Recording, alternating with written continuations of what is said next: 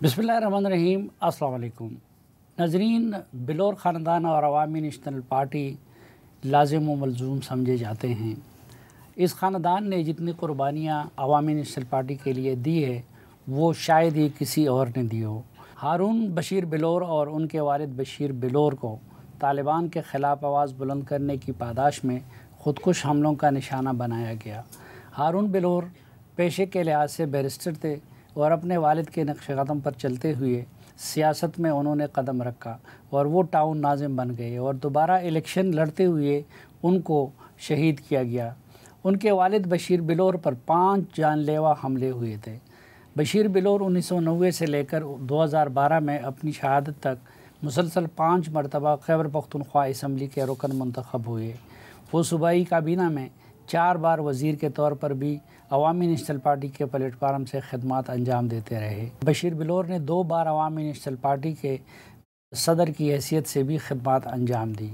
एक बार बेगम नसीम अली ख़ान के इस्तीफ़ा के बाद और दूसरी बार अफजल ख़ान लाला के दस्तबरदार होने पर वो कायम मुकाम सूबाई सदर भी बने। हाजी ग़ुलाम मोहम्मद बिलोर ने सियासत में अपने सफ़र का आगाज़ 1965 में मादर मिल्लत फातिमा जना की सदारती मुहिम में हिस्सा लेकर किया, जब वो अयूब ख़ान के ख़िलाफ़ इंतखाब लड़ रही थी। 1970 में वो बादशाह ख़ान के करीबी साथी बने। 1973 में नेशनल अवामी पार्टी यानी नैप में शामिल होने के सिर्फ 3 साल बाद उन्हें गिरफ़्तार करके 3 माह के लिए जेल भेजा गया। 1974 में उन्हें दोबारा हथकड़ियाँ लगाकर गिरफ़्तार किया गया और 4 माह तक जेल में रखा गया। 1975 में पीपल्स पार्टी की हुकूमत ने बिलोर ख़ानदान के 4 भाइयों को गिरफ़्तार किया, जिनमें हाजी ग़ुलाम अहमद बिलोर भी शामिल थे।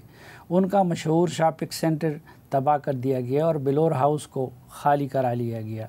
1976 में उन्हें हैदराबाद साजिश केस में गिरफ़्तार करके हैदराबाद जेल भेज दिया गया, जहां वो खान अब्दुल वली ख़ान, गौस बख्श बिजंदो, अताउल्लाह मेंगल, अफजल ख़ान लाला और अरबाब सिकंदर खलील और अवामी नेशनल पार्टी के दीगर रहनुमाओं के साथ 2 साल तक कैद रहे। 1982 में ग़ुलाम बिलोर को 3 माह हरीफू जेल में गुजारने पड़े। 1983 में एक बार फिर उन्हें और उनके भाई बशीर बिलोर को गिरफ़्तार करके 1 साल के लिए जेल में डाल दिया गया। हाजी ग़ुलाम मोहम्मद बिलोर के इकलौते बेटे शबीर अहमद बिलोर को एक ज़िमनी इंतखाब के दौरान वज़ीर बाग पेशावर में पोलिंग स्टेशन पर फायरिंग के वाक़े में शहीद किया गया।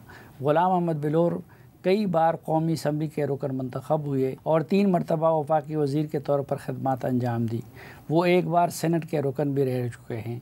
उन पर भी एक बार ख़ुदकुश हमला किया गया था। हाजी ग़ुलाम मोहम्मद बिलोर ख़ानदान के बड़े हैं, लेकिन अब वो उम्र के इस हिस्से में हैं कि फ़ाल सियासत नहीं कर सकते।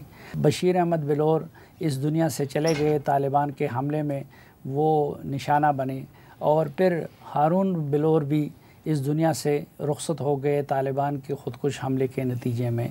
उसके बाद उनकी अहलिया समर हारून बिलोर ने उनकी जगह संभाल ली और वो अमली सियासत में आई। वो चंद रोज़ कबल तक अवामी नेशनल पार्टी के प्लेटफार्म से शुहदा के वारिस की हैसियत से सियासत करती रही, लेकिन गुज़िश्ता रोज़ अचानक ये ख़बर सामने आई कि समर हारून बिलोर ने अवामी नेशनल पार्टी छोड़ दी है और मुस्लिम लीग नून में शमूलियत इख्तियार कर ली है। उन्होंने ये फ़ैसला क्यों किया और पूरे बिलोर ख़ानदान की क़ुरबानियाँ जो कि ANP के लिए थी, उनसे सरफ़ नज़र करके उन्होंने मुस्लिम लीग नून में शमूलियत का रास्ता क्यों इख्तियार किया, ये सब सवाल जानेंगे हम समर हारून बिलोर से, लेकिन एक मुख्तसर से वक्फ़े के बाद।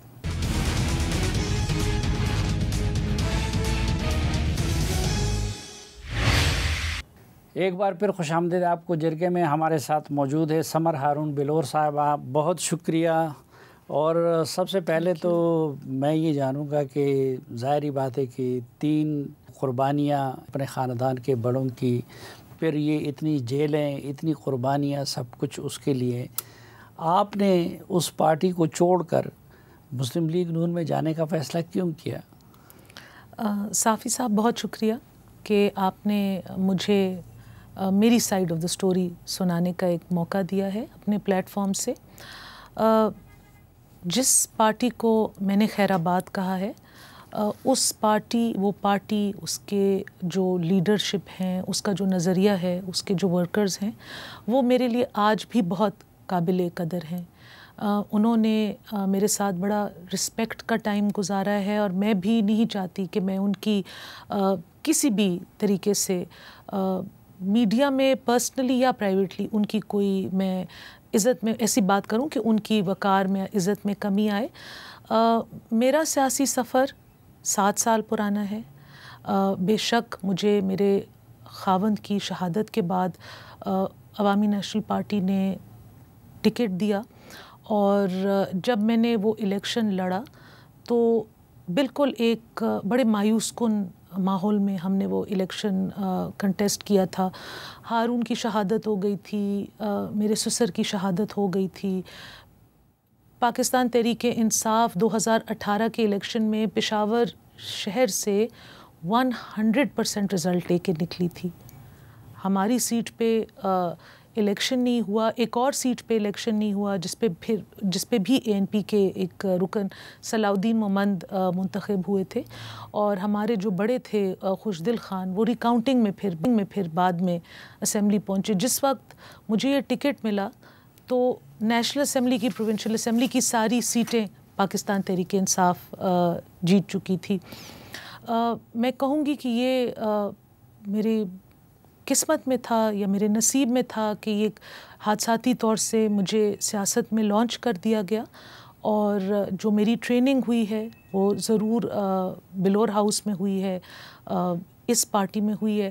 لیکن مجھے لگ رہا تھا کہ میرے جو کچھ پرسنل ویو پوائنٹس ہیں، میری اپنی ایک سیاسی سوچ ہے، ایک اپنی سیاسی فگر ہے، بشیر بلور اور ہارون بلور سے ہٹ کے میری اپنی بھی ایک ذات ہے. میں ایک خاتون ہوں سب سے پہلے. تو کچھ باتیں، ماحول ایسی تھیں کہ جب میں ان پہ کوئی اپنا کامنٹ دینا چاہتی تھی، کب رائے دینا چاہتی تھی، تو وہ اس میں بڑا متنازع بن جاتا تھا، اور مجھے فیل ہوتا تھا کہ میری جو رائے ہے وہ ان کی رائے کے ساتھ نہیں ملتی. اس کا مطلب یہ نہیں ہے کہ میری بہتر ہے یا ان کی خراب ہے. یہ ڈیموکریسی ہے، اور ڈیموکریسی کا یہ حسن ہے کہ ہم جس پلیٹ فارم سے چاہیں، جس طرز عمل سے چاہیں، جس چیز پہ سٹینڈ لے کے سیاست کرنا چاہیں، ہم کر سکتے ہیں. جب تک ہماری فیملی کے سربراہ غلام احمد بلور عملی سیاست میں تھے تو آف کورس ان سے قدم ہٹانا میں نہیں سوچ سکتی تھی، نہ میں سوچنا چاہتی تھی. غلام احمد بلور صاحب نے اب پریس کانفرنس بھی کر دی ہے. انہوں نے اعلان کر دیا ہے کہ انتخابی اور پریکٹیکل پالیٹکس سے اب میں نہیں کر سکتا. وہ عنقریب اسلام آباد منتقل ہونے والے ہیں، اور ان کا پیار، محبت اور وفاداری آج بھی عوامی نیشنل پارٹی کے ساتھ ہے، اور میں اس کی بہت قدر کرتی ہوں. لیکن میں نے اب سوچا کیونکہ اب میرے سر کے اوپر پولیٹیکلی حاجی صاحب کا سایہ نہیں ہوگا، تو میں ایسے پلیٹ فارم سے جا کے اپنی سیاست کا آغاز کروں اکیلے، جہاں پہ میری جو ویوز ہیں یا میری جو تھاٹ پروسیس ہے وہ زیادہ کمفرٹیبلی فٹ ہو. تو حاجی صاحب تو آپ کے ساتھ اس فیصلے میں شریک نہیں ہے، وہ تو مسلم لیگ نون میں گئے نہیں. حاجی صاحب تو دیکھیں نا، انہوں نے تو آپ کو بتایا، انہوں نے سیاست کا آغاز بھی اسی پارٹی سے کیا ہے، اور سیاست کا انہوں نے اپنا جو گڈ بائی کہا ہے تو اسی پارٹی میں کہا ہے. لیکن حاجی صاحب کی ریٹائرمنٹ کے ساتھ میں نہیں ریٹائر ہوئی، ہمارے ورکرز نہیں ریٹائر ہوئے، ہمارا حلقہ نہیں ریٹائر ہوا، اور جو ہمارے حلقے اور بالخصوص جو پشاور کے مسائل ہیں وہ نہیں ریٹائر ہوئے. پچھلے 12 سالوں سے صافی صاحب آپ دیکھ رہے ہیں کہ پورا صوبہ، لیکن بالخصوص پشاور ایک تباہی کی طرف بس دوڑا جا رہا ہے. نہ وہاں پہ کوئی کام ہو رہا ہے، نہ وہاں پہ کوئی ڈیولپمنٹ ہو رہی ہے، نہ وہاں پہ کوئی کسی کا پرسان حال ہے. ابھی چند دنوں پہلے 4 لوگ جس میں سے خواتین اور بچے تھے کوچی بازار میں ایک آج میں جھلس کے مر گئے. تو ریسکیو سروسز جب کوچی بازار جیسے علاقے میں آگ بجھانے آئے، ان کے پاس نہ لیڈر تھا اور نہ ان کے پاس ہوز تھا، نوزل نہیں تھا. ہوز تھا لیکن نوزل نہیں تھا. تو وہ جو دوسری مالے پہ لوگ پھنسے رہے وہ ادھر ہی جھلس کے مر گئے. یہ ایک بیسک چیز ہے، ایک بیسک ہیومن رائٹ ہے. ہمیں یہ بتایا جاتا ہے کہ ریسکیو 11 کے آفیسز پشاور میں اس طریقے سے ڈیولپ کیے گئے ہیں کہ ہر 7 سے 9 منٹ میں ان کا ریچنگ ٹائم ہے. تو پہلے تو وہ گھنٹے بعد آئے، پھر ان کے ساتھ وہ نہیں آئے. اس طرح کہ میں آپ کو ڈیلی بیسس پہ جو ہمارا آبائی حلقہ ہے وہاں پہ 14 سے 16 گھنٹے کی لوڈ شیڈنگ ہو رہی ہے. لوگ بل بھی بھر رہے ہیں، اور جو کچھ لوگ نہیں بھرتے ہوں گے، کنڈے لگاتے ہوں گے، ان کی زد میں جو بل پیئنگ عوام ہے 12 گھنٹے 14 گھنٹے 16 گھنٹے، جس میں پشاور کے سارے بڑے بازار ہیں وہاں پہ لوڈ شیڈنگ ہو رہی ہے. عوام فیڈ اپ ہے، تنگ ہے. وہ چاہتے ہیں یہاں پہ آتے ہیں، اسلام آباد آتے ہیں، پنجاب کو دیکھتے ہیں، یہاں پہ ترقی دیکھتے ہیں، تو ان کو لگتا ہے کہ ہم کسی اور دنیا میں رہتے ہیں. تو مجھے یہ فیل ہوا کہ پاکستان کی جو فیڈریشن ہے اور خیبر پختونخوا میں جو لوگ سیاست کر رہے ہیں ان کے بیچ میں ایک بہت بڑا برج ہے، بہت بڑا خلا ہے. میں چاہتی ہوں کہ اس خلا کو میں برج کروں. پختونخوا کی اور بالخصوص پشاور کے لوگوں کی جو آواز ہے میں ایک ایسے فورم پہ اٹھاؤں اور ایک ایسے پلیٹ فارم سے اٹھاؤں جہاں پہ ان مسئلوں کا میں پھر کچھ حل بھی لا سکوں. ان لوگوں کے لیے صرف آواز اٹھا کے پھر میں اپنے گھر میں نہ بیٹھ جاؤں، ان کے مسئلے کو اجاگر کروں، ہائی لائٹ کروں، اور پھر اس مسئلے کا کوئی حل بھی لے کر آؤں. اور میری جب پرائم منسٹر شہباز شریف کے ساتھ جو میٹنگ ہوئی تو اس میں انہوں نے بھی اس چیز کا عزم دکھایا کہ میں بھی خیبر پختونخوا میں ان کے لوگوں کے لیے کچھ کرنا چاہتا ہوں. وہاں پہ میں ایک نئے جذبے کے ساتھ وہاں پہ کچھ ترقی، کچھ خوشحالی. تو ابھی یہ مطلب اب ہم دیکھیں گے، ورک کریں گے، لیکن ہم کچھ نہ کچھ لوگوں کے لیے ڈیلیور کرنا چاہتے ہیں. اور جو لوگ بالکل ایک ان پشاور میں، پختونخوا میں اس طرح لگتا ہے کہ کوئی کسی کا پوچھنے والا نہیں ہے، کوئی کسی کا بڑا چھوٹا نہیں ہے، اور سب لوگ اپنی اپنی انفرادی مسائل میں پھنس گئے ہیں. تو تھوڑا سا میری ایک کوشش ہوگی کہ ان کے مسائل میں ان کا ہاتھ بٹا لوں. تو حاجی بلور صاحب آپ کے اس فیصلے سے ناراض نہیں ہیں؟ دیکھیں جی، حاجی بلور صاحب میرے بڑے ہیں، ان کی سیاسی سوچ کی میں رسپیکٹ کرتی ہوں، اور جو میرا فیصلہ ہے آئی ایم شور وہ بھی اس کی رسپیکٹ کرتے ہیں. ان کے بہاف پہ میں کامنٹ نہیں کرنا چاہتی، لیکن اتنا میں ضرور کہوں گی کہ میں نے جو سٹیپ اٹھایا ہے تو ان سے چھپ کے نہیں اٹھایا، ان کے ساتھ ڈسکس کر کے ان کو بتا کے اٹھایا ہے. اور یہ ہے کہ وہ اپنی جگہ پہ قائم ہے. یہ بات میں بار بار آپ کو کلیریفائی کر رہی ہوں، وہ اپنی جگہ پہ قائم ہے، لیکن میں نے ان کو یا کسی کو دھوکہ نہیں دیا. جو چیز کی ہے سامنے سے کی ہے، چھپ کے کسی کے ساتھ کوئی کام نہیں کیا. پھر آپ نے مسلم لیگ نون کا انتخاب کیوں کیا؟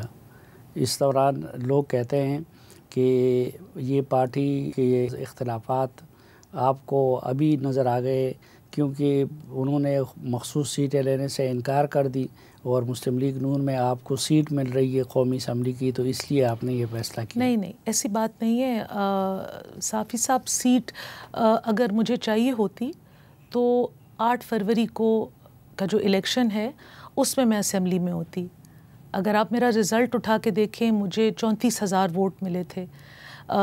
کچھ چند ہزار ووٹوں کا فرق تھا میرے میں اور جو دوسرے جو وننگ کینڈیڈیٹ تھے ان میں.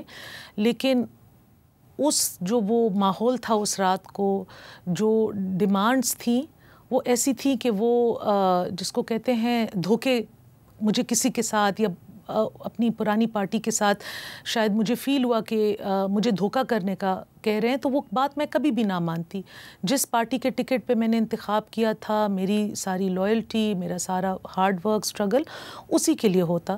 اور مسلم لیگ نون کے ساتھ میری باتیں آج سے سال سوا پہلے امیر مقام صاحب نے مجھے اپروچ کیا تھا. امیر مقام صاحب کے ساتھ ہمارے کچھ اچھے فیملی ٹرمز ہیں، ہمارا آپس میں آنا جانا ہے. وہ آئے، انہوں نے بڑے تفصیلی طور پہ مجھے کچھ آفرز کی. آفرز اس طرح نہیں کہ سیٹ کی یا اس کی، لیکن پولیٹیکل سپیس کی آفر کی، اپنے ساتھ کام کرنے کی آفر کی، پختونخوا میں ایک فریش طریقے سے ایک میسج پھیلانے کی آفر کی. لیکن کیونکہ میں ایک سنگل پیرنٹ ہوں، میرے ہسبینڈ کی شہادت کے 3 سے 4 مہینے کے اندر مجھے سیاست میں جانا پڑا اور میرے سر پہ بہت زیادہ سیاسی ذمہ داریاں آ گئیں، اور پھر کچھ ہوا ایسے کہ کرتے کرتے کرتے سارے پشاور کی ذمہ داری میرے سر پر آ گئی. تو مجھ سے میرا گھر، میرے بچے بہت مجھے فیل ہوا کہ میں نے بہت نگلیکٹ کر دیے. تو میں نے مقام صاحب سے کہا کہ مجھے سوچنے کے لیے بھی، کیونکہ بہت بڑا سٹیپ تھا، اور مجھے اپنے مسائل کو حل کرنے کے لیے بھی تھوڑا ٹائم چاہیے، اپنے جو میرے ذاتی مسائل تھے. ان کے ساتھ میرا رابطہ رہا ان کی طرف سے، ویری کائنڈ آف ہم. وہ بڑی انہوں نے ایفرٹ کی ہے اس بات میں. اس دفعہ جب انہوں نے اپروچ کیا تو حاجی صاحب آلریڈی، جیسے میں نے آپ کو بتایا، عملی سیاست سے کو خیر آباد کہہ چکے تھے.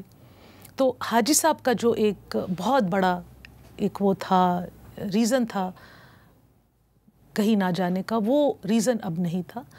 پھر ہماری باتیں ہوئیں، اس میں تارڑ صاحب بھی انوالو ہوئے، اور ہم نے جب آپس میں ان کو میری کچھ باتیں، کچھ میرا ورک ایتھک پسند آیا، اور ان کی کوئی ایسی طرح کی باتیں تھیں، ان کی کوئی اس طرح کے عزائم تھے.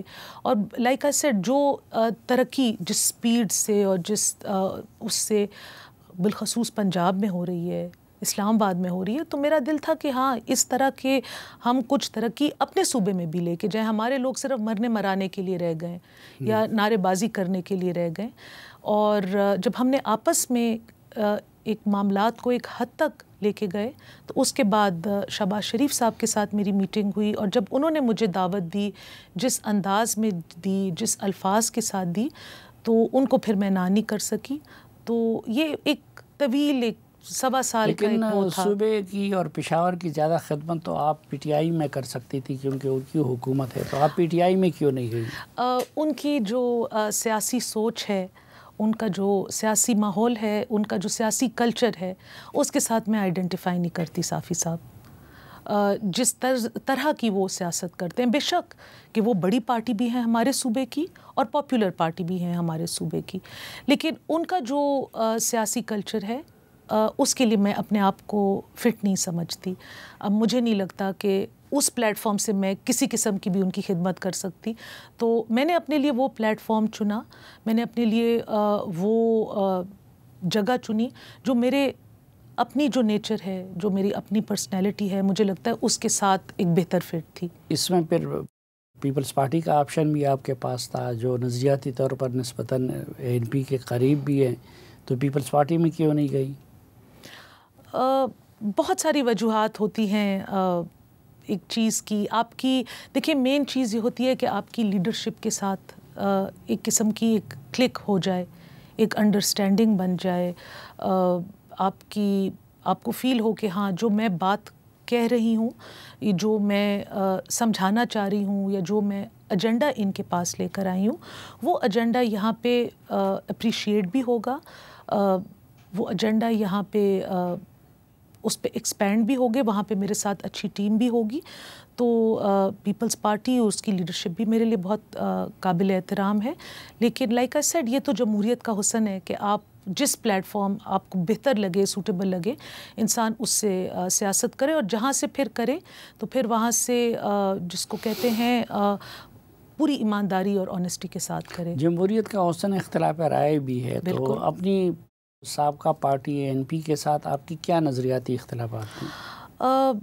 دیکھیں، جیسے میں نے آپ کو پہلے کہا، میں یہ بہت ڈیٹیلز میں نہیں جانا چاہتی. میں وہاں پہ جو ٹائم ہے اس کو بہت اچھے الفاظ میں یاد کرنا چاہتی ہوں. لیکن میں 14 اگست کو اپنے بچوں کے ساتھ سیلیبریٹ کرنا چاہتی ہوں. میں پاکستان اور افغانستان کے کرکٹ میچ میں اوپنلی پاکستان کو سپورٹ کرنا چاہتی ہوں. میں اگر پختون ہوں، جو میں ہوں، پراؤڈ پختون ہوں، لیکن اس کا مطلب یہ نہیں ہے کہ میں لر و بر کا نعرہ لگاؤں.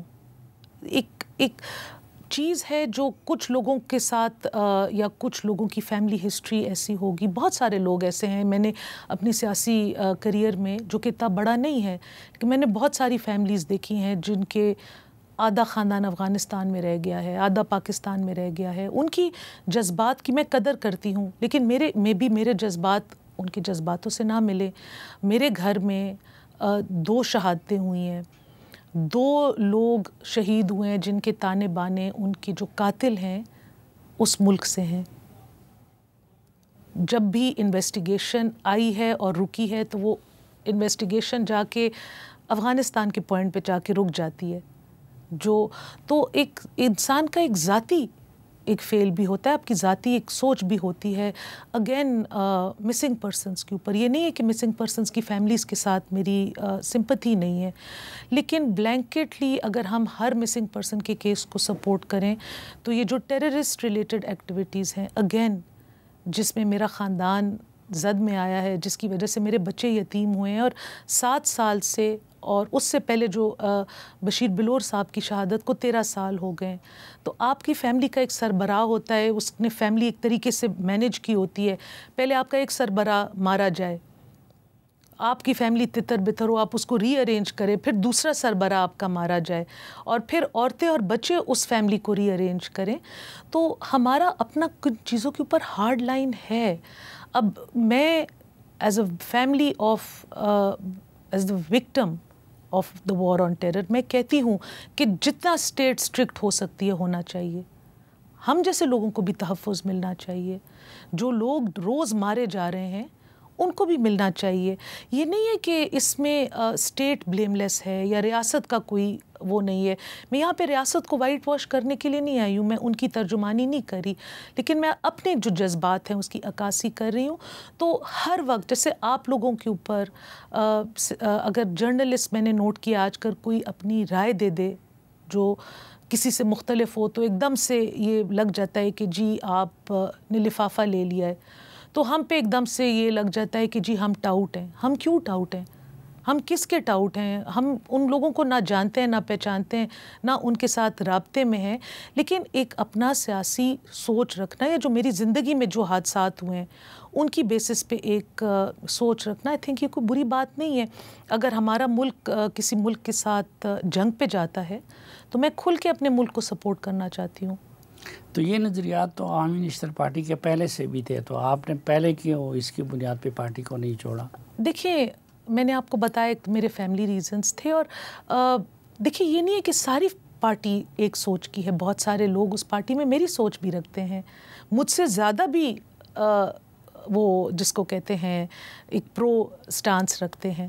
ہر قسم کے لوگ پارٹی میں ہوتے ہیں. اگین پارٹیز کا حسن یہ ہوتا ہے کہ آپ پارٹی کے اندر بیٹھ کے، ہم عوامی نیشنل پارٹی میں بھی بیٹھ کے اختلاف رائے ہوتا تھا، ڈسکشن ہوتی تھی، ہر بندہ اپنا نظریہ دیتا تھا. لیکن پھر آپ کو جب فیل ہوتا ہے کہ میرا نظریہ مائنورٹی میں ہے اور لوگوں کا جو دوسرا نظریہ ہے وہ میجورٹی میں ہے، تو پھر آپ کو میجورٹی کی وشز کے آگے اپنا جس کو ہے نا سر جھکانا پڑتا ہے. اور مجھے again like I said with all due respect مجھے یہ فیل ہوا کہ میری جو یہ ویوز ہیں یہ مے بی دوسرے پلیٹ فارم پہ بیٹر سوٹیڈ ہوں. پارٹی کے لیے بھی آسانی ہوگی کہ ان کو میرے ان ویوز کو ڈیفینڈ نہیں کرنا پڑے گا، ان کو مجھے پولیٹیکل کور نہیں دینا پڑے گا، اور میرے لیے بھی آسانی ہوگی. زیادہ تر لوگ سمجھتے ہیں کہ شاید جو موجودہ وہاں کی قیادت ہے ان کے ساتھ اختلاف کی وجہ سے اور آپ کو اور آپ کے بیٹے کو ڈیو جگہ نہ دینے کی وجہ سے آپ پارٹی چھوڑ رہی ہیں. اس تھیوری کے بارے میں آپ کیا کہیں گے؟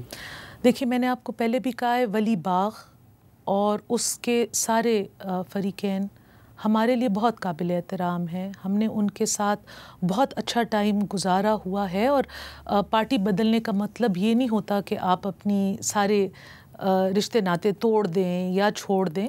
میری لائف میں ریسنٹلی ایک پرسنل ایک انسیڈنٹ ہوا تھا جس میں ایمل خان نے خود سے انٹروین کیا تھا. مجھے بڑا اچھا بھی لگا تھا کہ انہوں نے ہماری ایک فیملی کی کوئی گھر کی کوئی بات تھی، اس میں انہوں نے اپنی طرف سے انٹرونشن کی تھی. تو دیکھیں کسی کو پسند کرنا یا کسی کے ساتھ اچھے روابط ہونا، کسی کو اپنا بڑا ماننا یہ الگ بات ہے، لیکن پولیٹیکل سوچ ایک الگ بات ہے. لائک آئی سیڈ یہ کلیکٹیو بات ہوتی ہے. ایمل خان پہ یا جو بھی پارٹی قائدین ہیں وہ بھی میجورٹی لوگوں کا جو نظریہ ہے وہ لے کے چلیں گے. وہ میرا نظریہ صرف یا میرے گھر کا یا میرے گھر والوں کا نظریہ لے کے نہیں چل سکتے. تو اس طرح کی کوئی بات نہیں ہے. میں اس چیز کو بالکل وہ نہیں کہوں گی. It's just a difference of opinion. ایسی کوئی میری گرجز ان کے خلاف نہیں۔ ناظرین محترمہ، سمر ہارون بلور کے ساتھ یہ خصوصی گفتگو جاری رہے گی، لیکن ایک وقفے کے بعد۔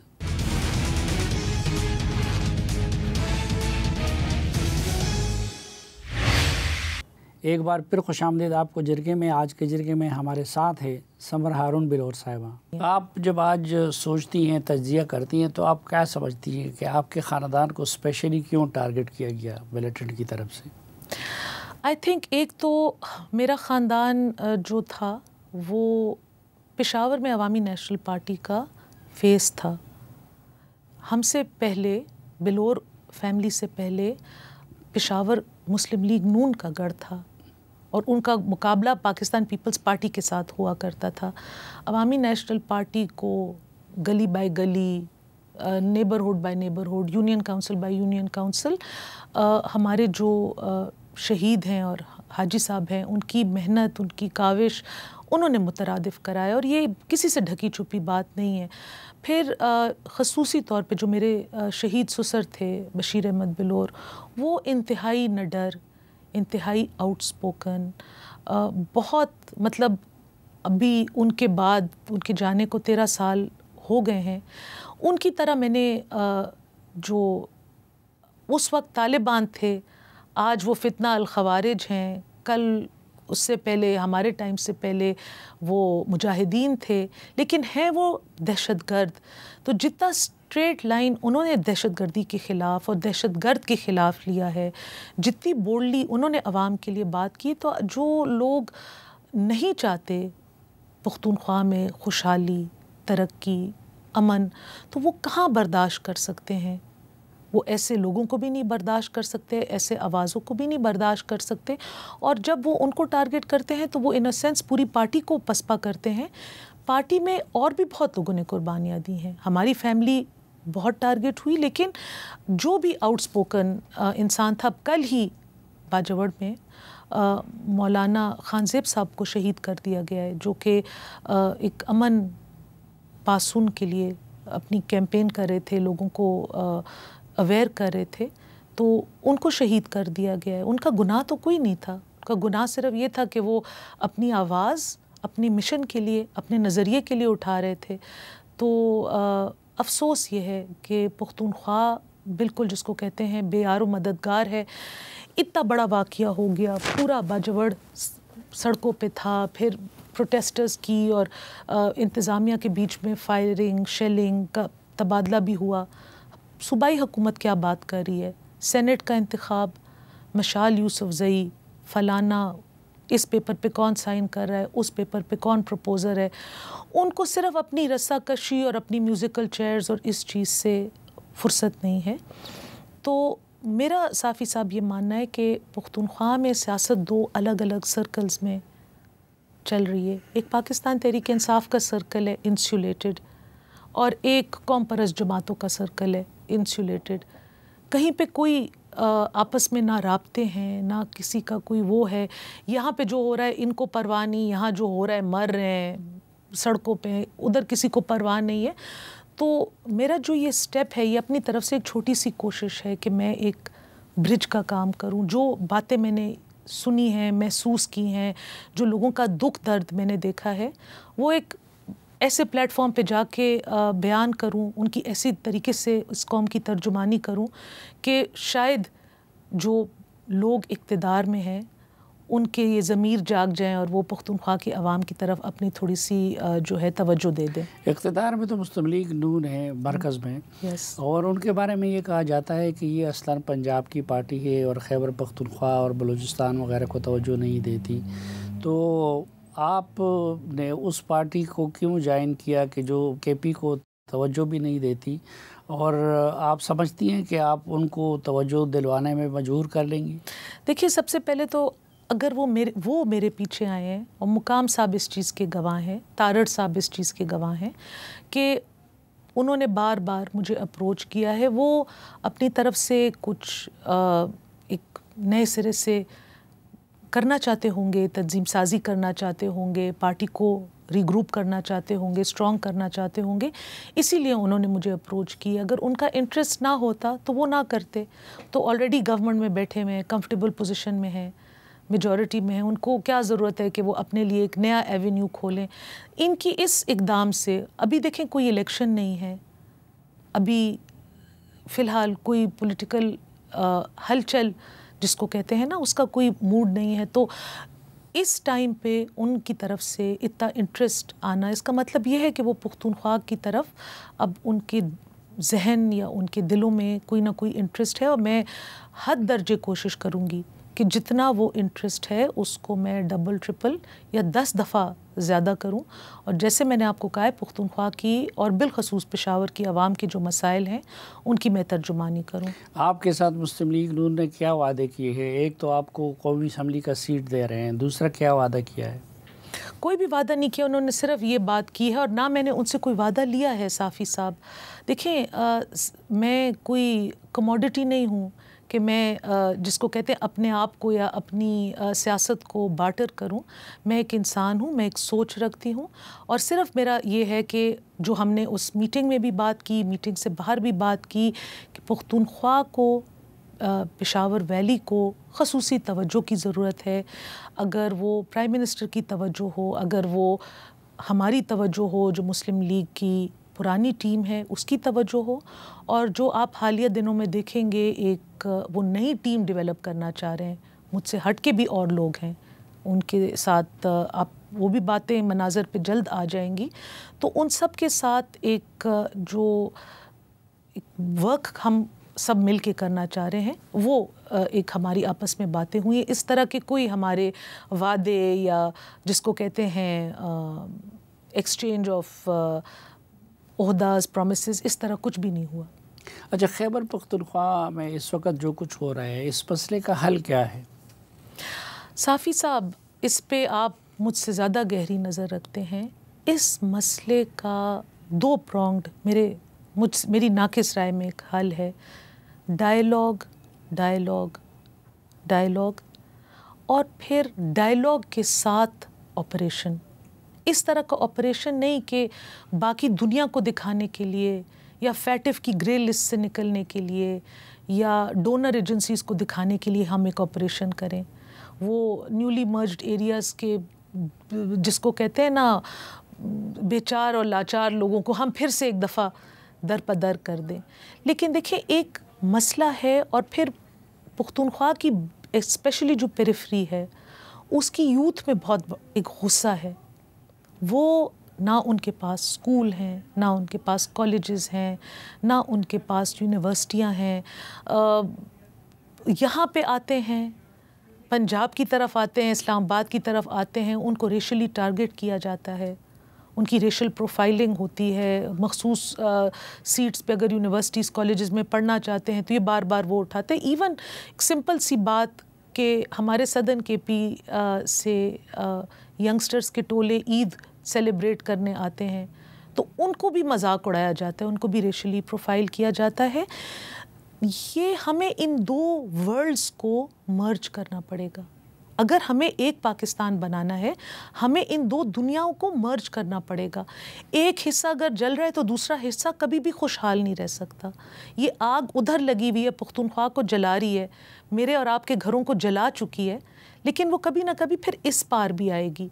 تو اس سے بہتر نہیں ہے کہ جو اس پار کی خوشحالی ہے اس کو ہم اس پار لے جائیں، نہ کہ اس پار کی آگ کو ہم اس طرف لے آئیں.